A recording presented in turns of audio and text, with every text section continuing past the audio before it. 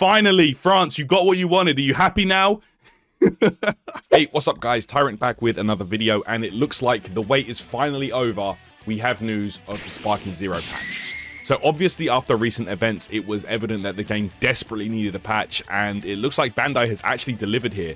This dropped today, this dropped a couple of hours ago, so let's go through the patch notes and see what really changed. So this patch actually drops tomorrow, guys. Yes, we're going to be able to switch on our consoles and PCs tomorrow and get this update, which is a blessing. Kind of a shame we had to hold the entire online dramatic battle series on the old patch, which of course is evident that needed an update. But I guess it's only fair to do it all on that patch and then have the whole of Battle Hour on the new one. It is what it is. So let's get into it. First and foremost, it looks like all stages are now available in offline battles, which is awesome because before it was only the hyperbolic time chamber. I think this was due to hardware restrictions, but it looks like they've resolved that. So yeah, you can now enjoy playing with your friends on any stage. Now offline. Other functionality includes being able to skip the intro animations, which I'm not gonna lie, did get kind of old after a while when you've seen them like 100 times, but it requires both players to skip. Other cool stuff as well, like you can now set your team to be hidden or revealed to your opponent when editing your team in a player match. And another nice feature is that you can now change the battle camera to be closer. Let's get into the battle system or mechanic changes. So they're actually adding a new mechanic to the game, high-speed dragon dash. The new quick movement action high-speed dragon dash, where you can move quickly towards your opponent, has been added. Perform with R2 and holding X or RT and holding A on Xbox. Smash attack. You will no longer be stunned while being hit by a rush key blast when charging a smash attack. This makes smash attacks a direct counter to key blast, and I'm looking forward to testing that out tomorrow. When charging a smash attack during a rush attack, charge time reduction based on hit count has been increased. I think this means depending on how many rush attacks you use in a sequence, the charge for the smash attack will be different depending on that. So this could make for more deep and varied gameplay.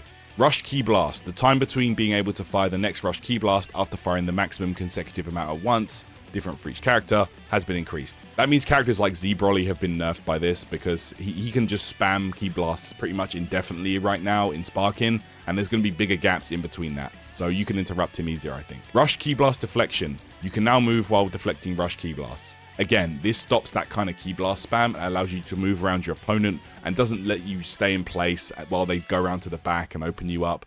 So yeah, this is a big nerf to characters that can throw a lot of key blasts.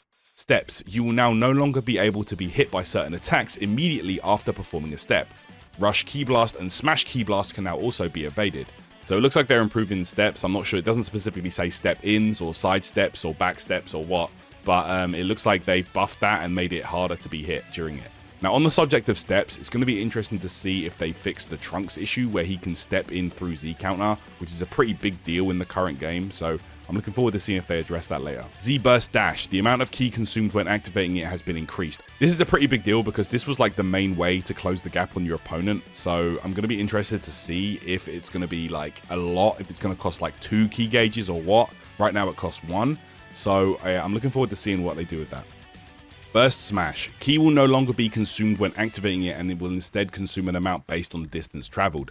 So this is after you knock the opponent away and you Z-burst dash after them and hit them from behind.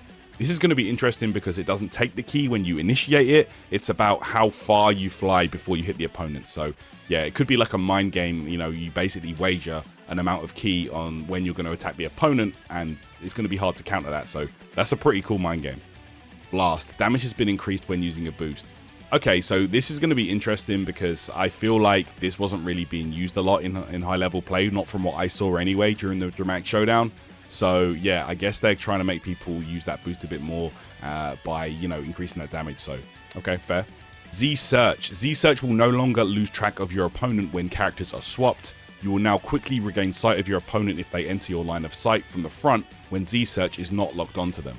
Okay, I'm not gonna lie, this was really frustrating sometimes when the opponent is literally in front of you and you still are not locked onto them. Like, bro, DBZ characters can destroy entire planets, but they can't see the guy directly in front of them.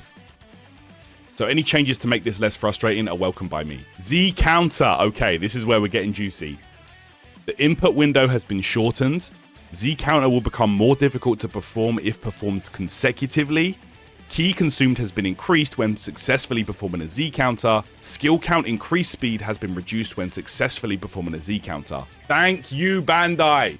So not only is this more difficult to perform, it actually becomes more difficult when performed consecutively, and not only that, it also consumes more ki and the skill count gauge increases slower. Thank you. This is the answer to Z counter wars. We will no longer be seeing this go on and on and on and on and on and on and on. They've fixed this issue at last. Thank you, Bandai. Revenge counter. Skill count consumed when using perception against revenge counter has been reduced from 2 to 1. Okay, that kind of buffs that because this was quite difficult to do, but at the same time, I wish that they would have just buffed revenge counters in general. Instead, they improved the counter to the revenge counter.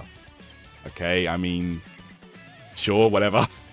Rush attacks during sparking mode. Gradual damage reduction of consecutive hits has been increased. So now when you do an extended rush sequence on the opponent in sparking, you know, when you just keep hitting them and then they eventually fall out, you're not going to be getting like 12k before they fall out of the combo. So I guess that makes this a bit more fair because it was quite hard to super counter because it's so fast, right?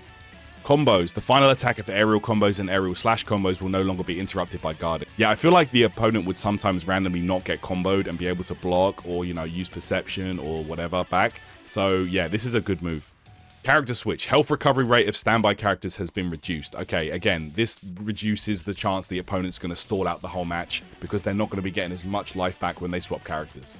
Z-burst dash giant characters. The tackle done by giant characters during Z-burst dashes is now guardable. Okay, this nerfs giants a lot because that was one of the main ways that they could approach the opponent. Like, you would just see Wheelo just go into sparking mode and just spam this dash and there's nothing the opponent can do. So they actually made it guardable, whereas before you could only use perception or like super counter or vanish, which was very hard to do. But yeah, okay, this is a huge nerf to giants and a welcome one, to be honest.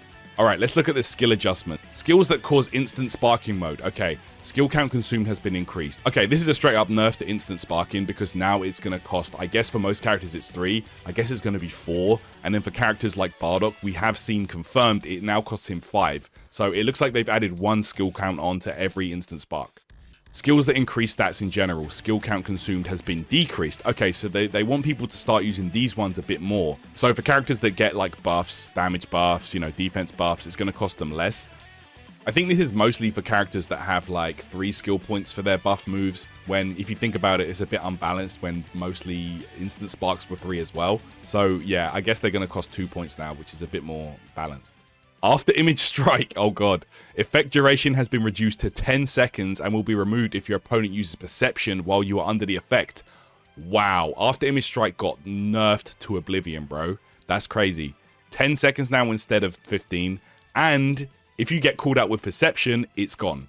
So okay, after image strike just became a whole lot less useful. False courage. Skill count consumed has been increased from 1 to 2. Wow, okay, so I guess this is what they meant with skills that increase stats in general, because this is what a lot of characters would use to increase their defense, right? And that's been nerfed to 2 skill points now. So characters like, you know, the androids and stuff that were spamming this, they kind of have to spend more skill points, which is welcome.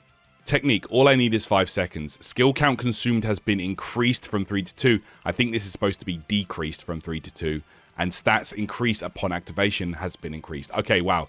So this buff only lasts 5 seconds before, because of the name obviously, right? But it increased his stats quite a lot. And for it to cost less points now and increase the usefulness with its like extra stat boosts, Super Saiyan 4 Goku might be kind of crazy in this build.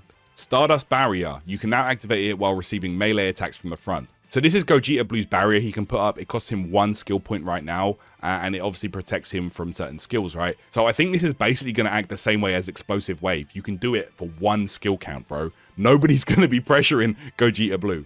Blast adjustments. Long range blast and ultimate blast. Speed has been reduced. So that's going to make these easier to evade in general, whether that be with a vanish or with a sidestep or whatever. Not sure how I feel about this one, and I hope that they don't become useless. Super Vegito, final Kamehameha. Ki consumed and damage has been increased. Okay, so for Super Vegito specifically, this is probably for the after image nerf as a trade-off. They made his final Kamehameha do more damage at the cost of more ki. So that's fine. Goku Mini Quick Rush. Trajectory can now be changed while rushing.